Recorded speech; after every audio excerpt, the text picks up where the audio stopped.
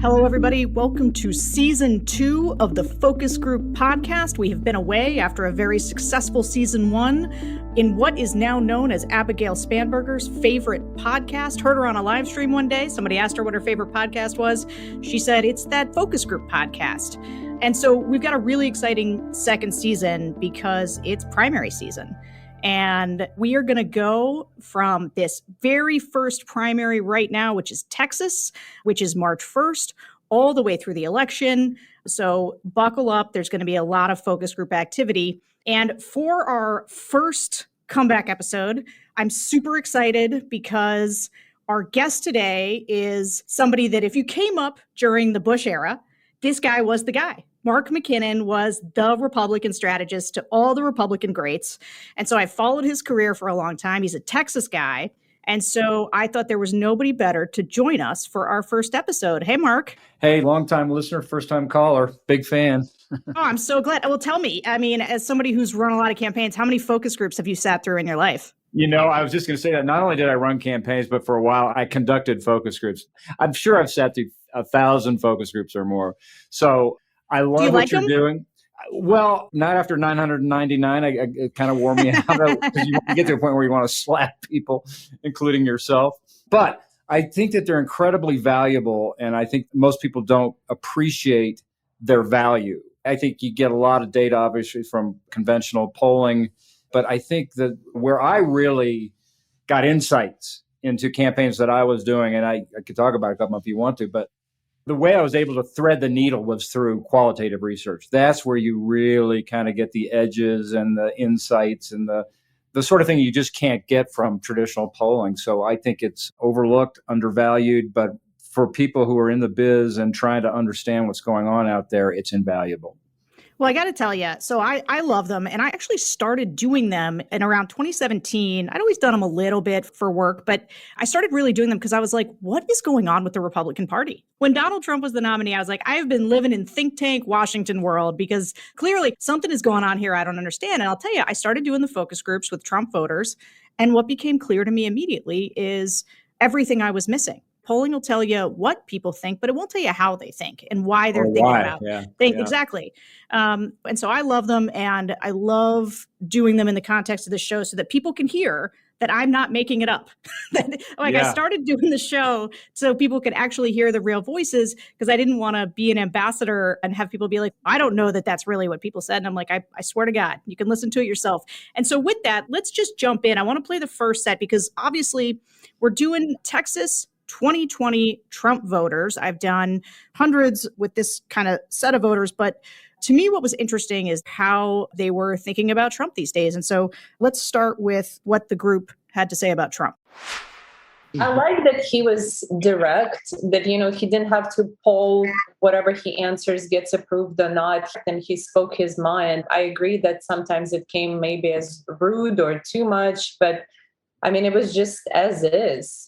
I like the directness about him. What I like most about Trump is that he kind of shifted the paradigm of the Republican Party away from, guys like Mitt Romney who come in and they'd say, oh, we're going to cut your taxes, but really everything's going to stay the same and keep going in the direction that it's going. Trump was a big, loud attack against moderate republicanism and kind of weak conservatism. And that's what I like most about him.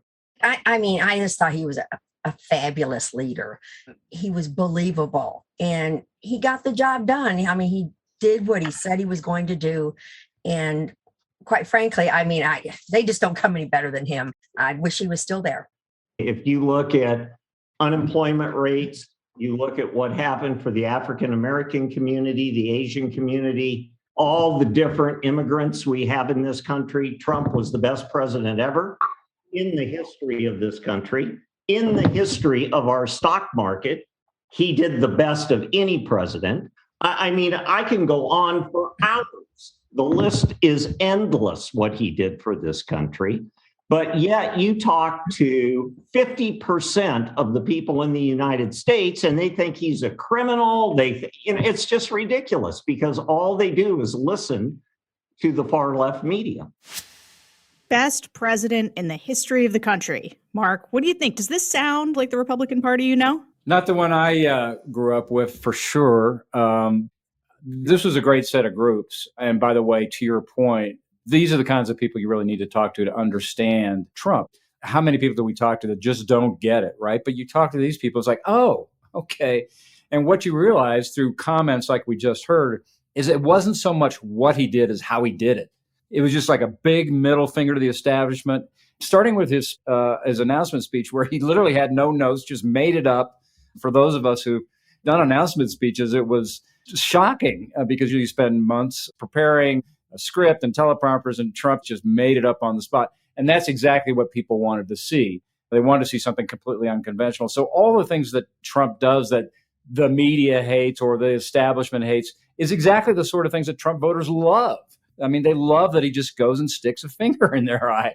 And that's what he does across the board. And that's what drives the media crazy. And it's an interesting kind of Alice in the Looking Glass kind of thing. You know, one side of it sees it one way and one sees it completely differently. But these groups really reflect that.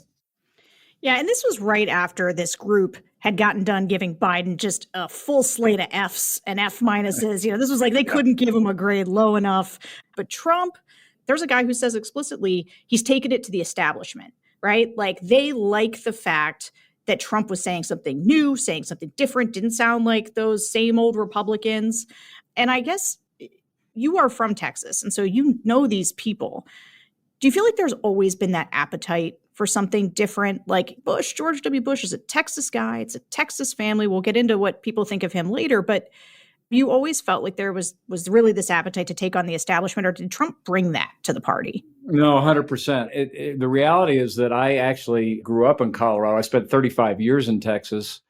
But growing up in Colorado, I thought the last place I would live is Texas. But then I moved there and initially fell in love with Austin. But then I fell in love completely with the entire state and its history and its mythology and its people. But none of this surprises me at all. Once you've lived there and been deep in the heart of Texas and kind of get a sense of the DNA, this is 100% Texas. I mean, it's all about being independent. It's all about going up against traditional establishments and mores and ways of doing things. And I mean, the whole, to be a Texan is to do things differently and to tell people that we're going to do it our own way. So listen, it's a long way from George W. Bush. It's a long way from compassionate conservatism. But if you had told me back 20 years ago that this is where it could end up, I would not have been entirely surprised. I want to get into the primary elections in Texas, but I always ask when we get a group of Trump voters together whether or not they'd like to see him run in 2024. And I would say it's very consistent actually across groups that about half usually do want him to run again. It's usually about 50-50. But it's interesting when people talk about why they don't want him to run again. Let's listen to people's responses to why when they said they weren't sure they wanted to see Trump run again in 24. I don't think he can win. I hope he can. I would love to see him in office again, but unfortunately, I think there's just too much divisiveness, I guess. All the stuff that's happened in the past, they'll stack the chips against him and use every resource possible to avoid him being in office for another 4 years. Yeah, exactly the same reason. Like, I just don't think he would win, and I don't think we need another 4 years without a Republican. And I think, it would be better to just have a candidate that would have a better chance of winning, even though I may like the guy and like what he did. I think too many people hated him, and people might have voted Republican, but they just didn't like him as a person. So they voted the opposite. So I agree with the other two people that mentioned that I would just afraid that he might lose. I don't mind him as a president at all, and I would have loved to have him. But I feel like if he runs, there are too many people that just hate him that can affect the election results. So, Mark, what's interesting to me about these answers, I think there's part of the conversation among, let's call them elite Republicans, is the idea that actually support for Trump is waning. And there's various polls that they'll sort of point to where Trump is only getting 50% support from the party. But one of the things I've always noticed in the focus groups is that they make this argument that see, people want to move on from Trump. But listening to these voters who don't want Trump to run again, it's not that they want to move on from Trump. It's just that they're not sure he could win. They still like him. Is that how it sounded to you? Yeah, 100%. And I think that was the most interesting thing I took away from these groups. And it was, to me, very revealing. I hadn't seen it in quite this stark revelation. I mean, this was kind of an aha moment for me from these groups. I mean, as you listen to the whole hour and a half of these groups, you really can't find a more dedicated group of Trump supporters, right? I mean, these are diehard Trump fans. You don't get much Trumpier than Texas and much more Trumpy than these voters. And yet, as strong as they were to defend him and support him, they really are pretty practical about the future, which encourages me as, somebody hopes that the Republican Party ends up somewhere else and evolves. I want them to get Trump off the windshield and onto the rearview mirror, because I think there's great liabilities. I think that these voters see that, even if they disagree with it. I mean, they know that Trump is divisive, that he creates incredible antagonism from the media and obviously from Democrats. But I think that they were much more practical than I usually give voters credit for, which is to say, I love this guy, but I'm not sure he can win again. Because they just realized the thing they love him for is the thing that also creates the problem, right? They've kind of made a decision to say, you know what, yeah, I'd support him, but that may not be our best shot at winning again. I just want to pull apart this because I'm really interested in your perspective on it. Because I guess when I hear this, it leaves me feeling not as confident about how you move past Trump, because it's not that they object to Trump or anything about him. It's just that they're not sure he could win. And so they don't definitely want to move past Trump. They're just making like a practical sort of armchair political analysis.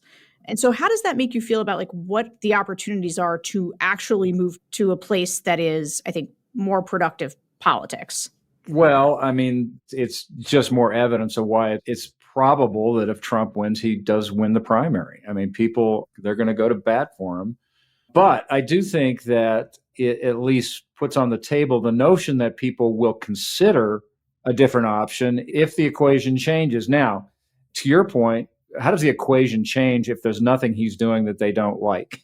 Right. But we do have some time before things get formalized. And I think that if staunch Trump supporters like we see in these groups are saying he may not be the best guy to win given the amount of antagonism that he's got, even though I love the guy, it suggests to me that they will certainly consider a different option. And so a year or two from now, if Trump has taken a little bit of a beating, maybe over Ukraine or legal problems or health problems or whatever it is, that they could switch. And once that happens, it could happen pretty fast. Yeah. So those were the people who don't want him to run. But let's hear from people who do want Trump to run again in 2024. And again, I would just say that this split between sort of half saying, I don't think he can win, and half saying, let's do it again, is very consistent across 2020 Trump focus groups.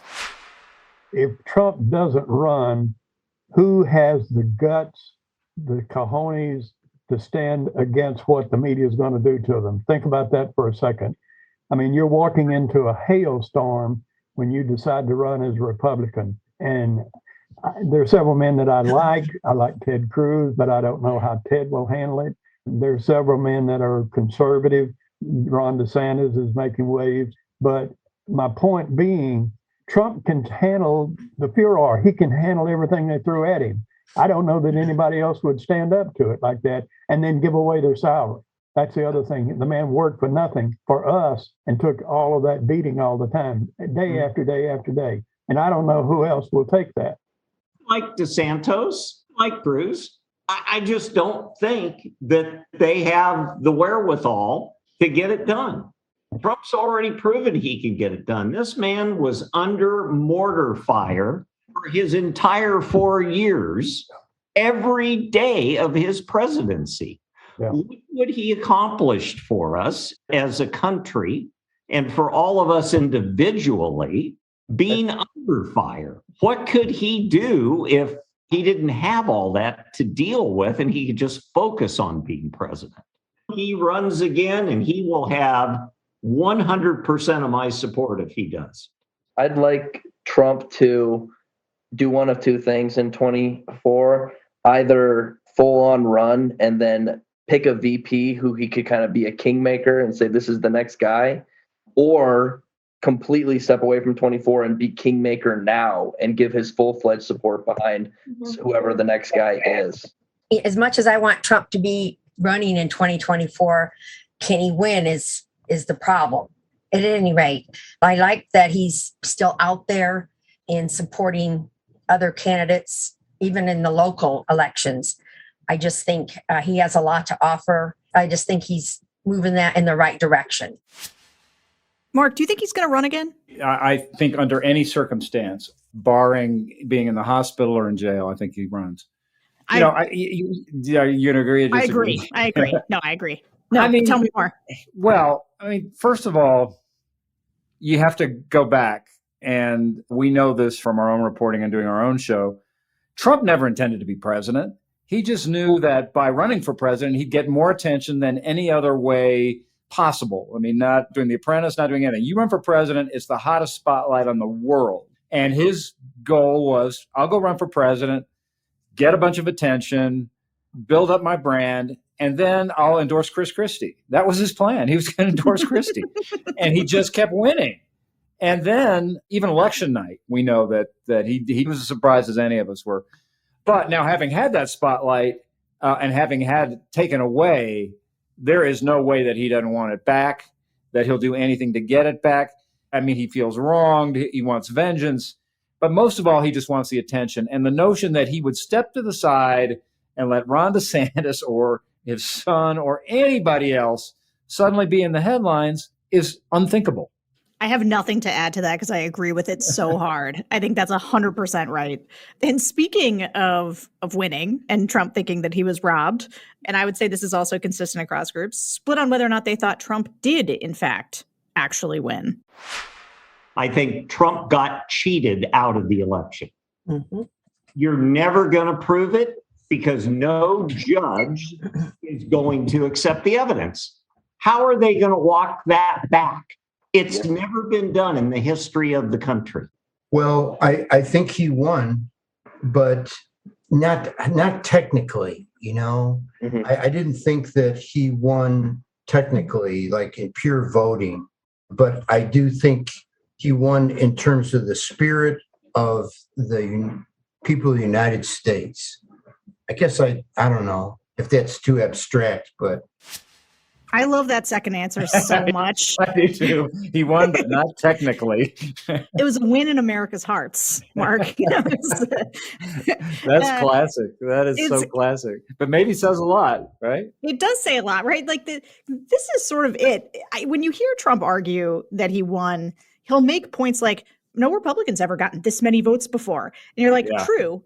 Joe Biden still got more. Biden had no crowd, so I won. How can you win and not have crowds? That's right. And you can see how this seeps into people. So there were two people in the group who actually didn't really like Trump that much. There's a woman who was a lesser of two evils voter, and she didn't love Trump. And then there's this guy who actually thought what he did on January 6th was gross, doesn't like him, but still, he's the guy saying he's president in our hearts. And I hear a lot of groups where people are passionate and they will tell you all the ways in which it was rigged and people did this to the voting machines. But for a lot of other people, it's just a feeling that they have. There's just a feeling that he won. Yeah. No, and that was so perfectly encapsulated. He won, but not technically. Listen,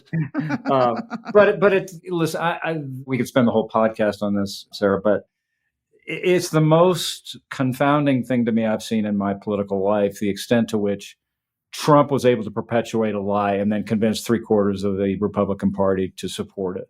That is so deeply disturbing.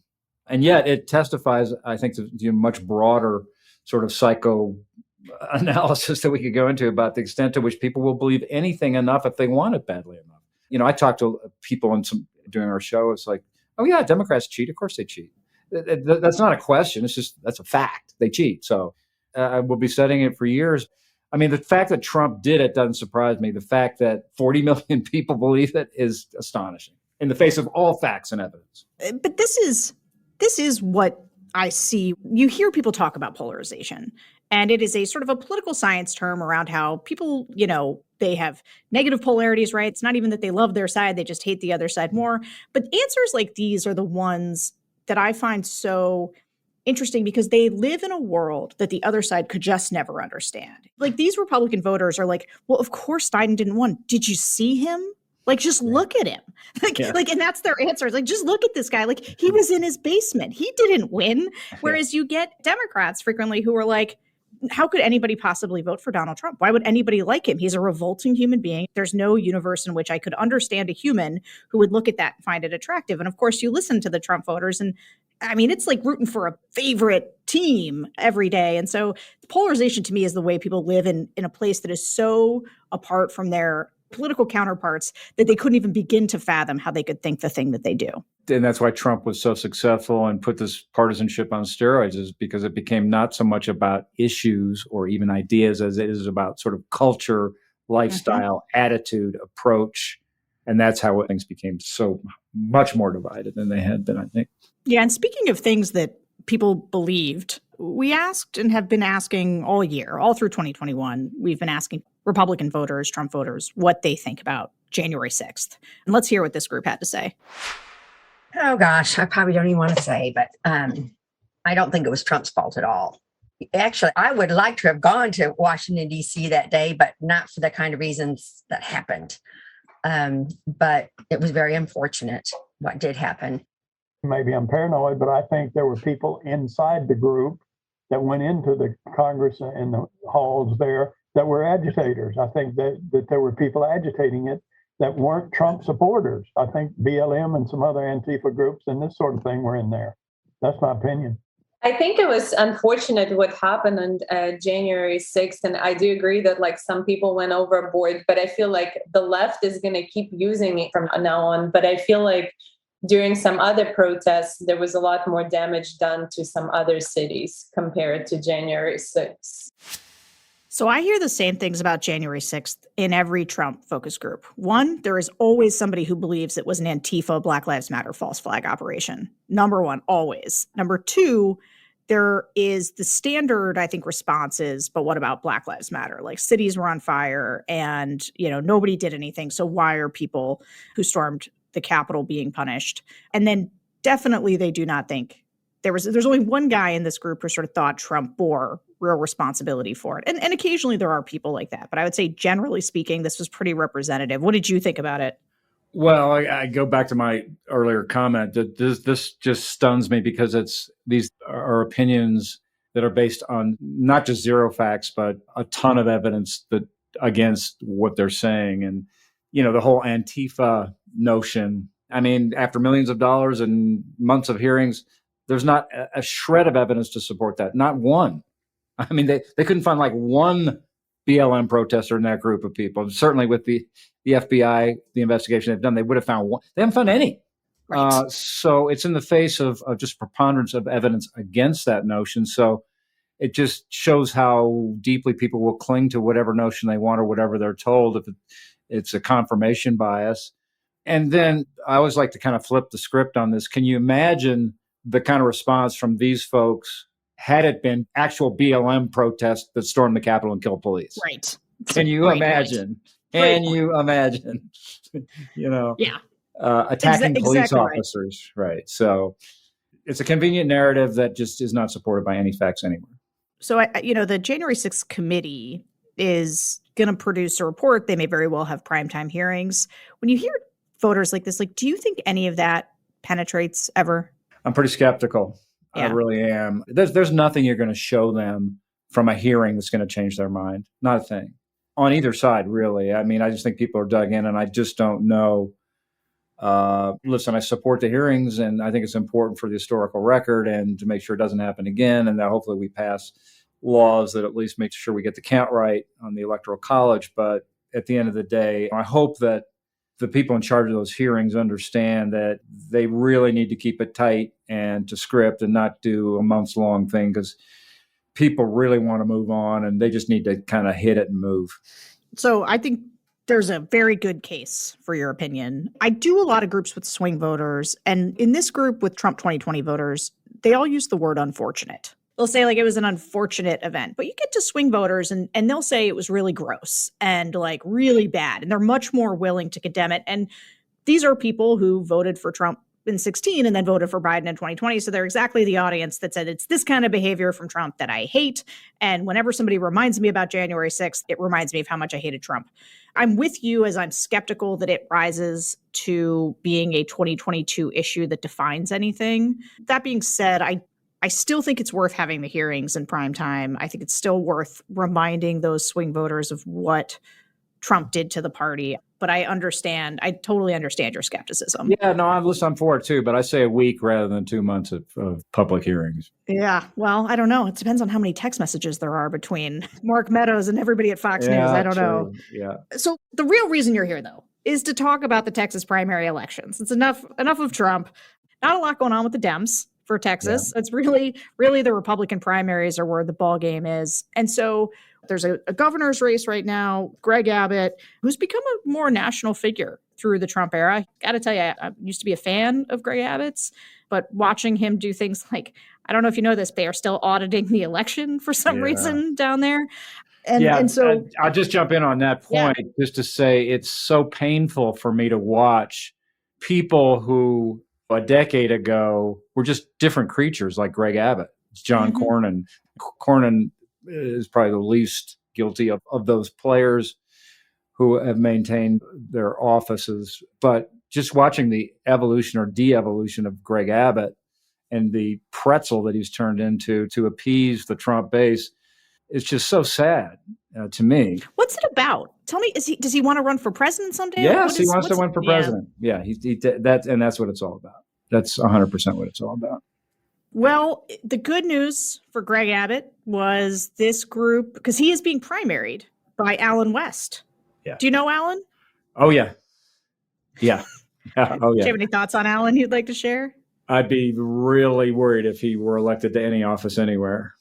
He's like a TV character, some sort of superhero, but he's nuts. And it's amazing that he was able to move to Texas and create a sort of base like he has in pretty short order. But he's got an incredible resume and he's a very charismatic guy. I mean, one of the things that sort of is interesting is that like he's the full MAGA, right? Like Abbott's the like fusionish. Yeah, we're going to audit the elections, but I'm still a normal guy. Normies can still like me. Yeah. But West is building himself a little bit of a base. Oh, yeah. No, he's full on MAGA. And there's a state senator also running who, again, has gone 100% MAGA. And so those are all the things that are pulling Abbott further to the right that, under normal circumstances, he never would have done. But it's people like Abbott and the state senator that are creating cross pressure for him among the MAGA base. Well, interesting. I mean, this group let's listen to it. It was very pro Abbott. Yeah. I think the guy's got a level head on his shoulders. He seems to be screwed together correctly. And I like that. I like that I can kind of count on him. I like that he was a leader with mask stuff and trying to get businesses back to working, I see him as an individual before he was elected and after he was elected as being persistent with the political issues at hand. I just want someone who's boring and going to do their job. And I feel like for the most part, Abbott has done that. I'm not crazy about it. Like when he takes shots nationally, it's something that's really out of his jurisdiction. But I appreciate what he's done as governor in taking care of things. So here's why I think Abbott's going to cruise to the nomination here and isn't going to have much trouble. Because even though he presided over this big freeze there in Texas, here's one woman, and she had a really tough time during the freeze and still was supporting him. I don't think he really was responsible for that. So it doesn't deter me from voting that way. I know that, like, for me, like, the freeze was pretty terrible. Like, I lost power for like 5 days, didn't have water, for a long time. So like for me, it was a really traumatic, memorable experience down in Houston, just because it never snows down here. Like I can count like on one hand the amount of times it snowed in my entire life, and I've lived here my whole life. But I don't think he was responsible. Like I do think like there was other parties that need to fix stuff, and like he can probably only do so much. That was a huge crisis in Texas and a huge potential liability. And I think that issue alone may have been what drew Beto O'Rourke into running against Abbott. But they just faded a pretty significant freeze without a severe crisis like they did last time. So I think the heat's off that issue being the liability that it might have been a year ago. No pun intended. Yeah, exactly. So listen, he's got an enormous war chest. He's MAGA enough for MAGA people, but he's also compassionate conservative enough from the old days for the more sort of independent-minded squish Republicans, the few that are still left out there. We did do a Democratic group in Texas, and they were fine with Beto. But do you think that Beto has a shot, a snowball's chance, let's say? No, I was trying to think of the perfect metaphor with the snowball and the freeze and the Beto has no shot whatsoever. I mean, think about it. When he did have a shot, he was running against the most unpopular office holder in Texas, Ted Cruz. And that race got close, and then he kind of threw it away because he nationalized his campaign, became a national Democrat. And listen, I had lots of friends who are hardcore conservative voters in Dallas who said, we wanted so badly to support Beto because we hate Ted Cruz. And at the end of the day, when, his position on guns, his position on the border, they just saw him, become what they considered a Pelosi Democrat. And they said, there's no way. And Greg Abbott is way more acceptable to people than Ted Cruz. So it's hard to imagine that Beto will have much of a shot. 100% agree. But what do you think? Can Beto just keep running? This is his third shot at something. He loses this. Does he have to go run a think tank or something? What happens to Beto after this one? Well, he was kind of doing a think tank before this, sort of a Stacey Abrams version in Texas of, making the state blue, and sometime in the, while we're still alive, skeptical about that. But the reason he keeps running is he's supremely talented. He's sort of a natural. I mean, you watch this guy in person, he's so good. And boy, you just talk about if he had run that Senate race just a little bit differently, I think he could have done it. But that was his shot, and I think he blew it. So I want to ask you actually about that hope, the great Texas hope of turning Texas blue. And what do you think the prospects are for that? It's like Texas is, and Florida, they're like Lucy with the football for Democrats. I don't see it. I don't see it anytime soon. And like I said, maybe not even in my lifetime. The problem is that Democrats and the national media are seduced by this notion that there's a demographic wave that's changing the state. The demographic wave that they're referring to is the increase of Hispanic voters. What they don't get is that many Hispanic voters are very conservative. And Trump got a ton of Hispanic support along the Texas border. So they really misdiagnose what Hispanics are all about, and especially Hispanics in Texas. At the end of the day, Texas is just, any way you put it, is a very conservative place. So unless there's just some really fundamental change in the dynamic of the parties anytime soon, I just don't see it, because yes, the complexion is changing, but the culture and the politics are not. Yeah, I was talking to a reporter the other day who had seen something I tweeted out about when I was doing the Texas Dem group. They were mostly white progressives from Texas. And I was asking them who they might like to see lead the Democratic Party going forward. And somebody threw out AOC's name. And so I mentioned that was one of the names that came up as a future presidential candidate. And the reporter called and was like, because I was just down in Texas and not a lot of fans of AOC on the border, including Texas Democrats, that socialism banner, which there are Democrats now like her who are willing to kind of embrace that democratic socialism. Hispanics do not like socialism. They don't like the word socialism, and it's a huge turnoff. Is that part of what's going on there? Yeah. I mean, I think that Democrats, largely because of AOC and the squad, there was just a lot of discussion in the political echo chamber 2 years ago, a year ago, about socialism-like policies and defund the police. Mm-hmm. And those kind of things are really anathema to, I'd say, most voters, but especially Hispanic voters. Hispanic voters are very law and order driven. And so this notion of defunding the police, I think that has deeply affected Hispanic support, not just in Texas, but elsewhere as well. So I think the drift toward the AOC agenda has really hurt the prospects for Democrats in places like Texas. Yeah, what's interesting to me, and I think Democrats, if I could channel Democrats pulling their hair out over the Hispanic vote turning more MAGA, would be, but he said they're not sending their best. He called the people, coming across the border, rapists and murderers and drug dealers. Why doesn't he pay more of a penalty for that type of thing down along the Texas border? Well, again, it's sort of counter conventional wisdom, but there are Hispanics who agree with that. Right. They'll say, listen, we came across and we got our papers and we did it right. And they kind of want to shut the door now. It's like, we got here the right way, and we don't like the idea of people breaking the law, and we're real law and order types. So some of that language may have kind of stretched it a bit, but fundamentally they agree with the principle that if you want to come here, get in line. Yeah, I think that's right. So the other race going on in Texas that's an interesting one is the attorney general race. And this is all about the primary. And one of the things that's amazing about this race is that so it's the attorney general race that is between Ken Paxton, George P. Bush, the young Bush nephew, Louis Gohmert, the best dentist in Texas, I don't know, and then a woman named Eva Guzman. Yeah, she's a former Supreme Court justice. That's right.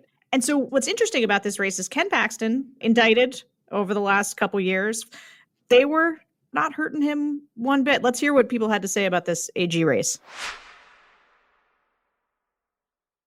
I've lived here 22 years. So, in Texas, I pay attention to this stuff. He hasn't done anything to get me sideways with him.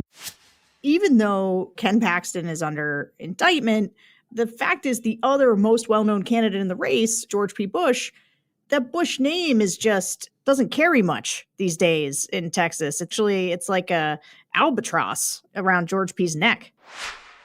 I'm disappointed. I voted for George, and it broke my heart when he came out and became an anti-Trumper, and the whole family seemed to go against Trump, and it disappointed me. I voted for both of them, and I lost respect for them after the Trump situation. Political dynasty families in general right now, they're not high on my list either. So not only do most of these voters, they're fine with Ken Paxton, they like him, he seems to be the far and away front runner, but they don't like George P. at all and the whole Bush dynasty. So I know that you were a Bush guy. How does it feel to listen to people talk about Bush this way? Well, it's amazing. I mean, this, as you have noted, is the one race that, at least on paper, looks interesting, right? Because you've got a extremely embattled attorney general under indictment and all kinds of problematic ethical accusations, at the very least, that would be highly problematic for any office holder, much less an attorney general. So I think everybody saw that as the race where an incumbent could lose. And then you stack up a pretty good field of Eva Guzman, who's the former Supreme Court justice, Louis Gohmert, who's a well-known character and big MAGA guy. So he's kind of the, your strong MAGA guy. And then you have George P., who gets the best and the worst of being a Bush. I mean, he gets the name ID and kind of gets on the map by being a Bush, but then it's a huge liability. And so he gets a going and coming. And when I first met him, I thought he was the most talented of the Bushes. I used to call him 47 because I thought someday he'd be a president because he has an enormous charisma and media capabilities. But again, watching him go through the gyrations of trying to navigate Trump world as a Bush has been super painful. And I think that we're seeing the results of that in this race. Although I would say that, unless Paxton gets 50%, there's going to be a runoff. So if George P. is in the runoff, which looks highly possible, he could put together a coalition of the Guzman and Gohmert votes and potentially beat Paxton in a runoff. But I guess the bigger question, look, George P., I think I made fun of him on Twitter a little bit because he came out with like a koozie, like a beer koozie or something with a quote from Trump. And that's the only Bush I like or something like that. I came of age in the Bush era and think that George W. Bush is a very good man. Would have liked to have seen Jeb emerge in 2016. I was somewhere between a Bush and a Rubio person back then. But the Bush name is, they all talk about how disappointed they are. It broke their hearts when he came out against Trump. And the thing is that to me, George W. Bush, and look, if you're a Democrat, you might even say, what is even the difference between George W. Bush and Donald Trump? They're just as bad as each other. To me, there is a massive universe of difference between a George W. Bush and a Donald Trump. They're not part of the same political party or part of the same class of human. And so the idea that there was a deep loyalty, I think, to the Bushes, and now there's sort of an antipathy toward the Bushes in the state, I think to me says a lot about where the party's headed. What does it say to you?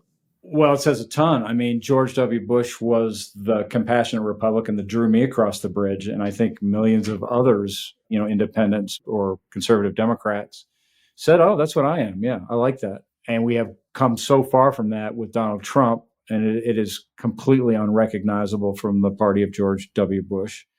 And so that's why it is so disappointing for those of us who support all the Bushes and the family to see what's happened with George P. I mean, he's tried to survive in the jungle, and it's a pretty tough row when you have that DNA of the Bush family trying to survive in the Trump world. And like I said, it's super painful to watch. I look at Romney McDaniel and George P. and people who say I gotta cast off my family name in order to survive in this, and I don't get it. We need to wrap up here, but was there anything else that you found interesting that I didn't ask you? Well, I'll just summarize that I found it not surprising the extent to which Trump maintains loyal support among his base, but I was surprised by the extent to which they are sort of looking at this practically to say, as much as I love him, maybe he can't win. And I think that's a little ray of sunshine in there for, hopefully another Republican emerging in 2024 that doesn't have the last name Trump. If it was Ron DeSantis, who is the number one name that gets thrown out beyond Trump, would you feel like that's a good direction for the party to go in? No. No.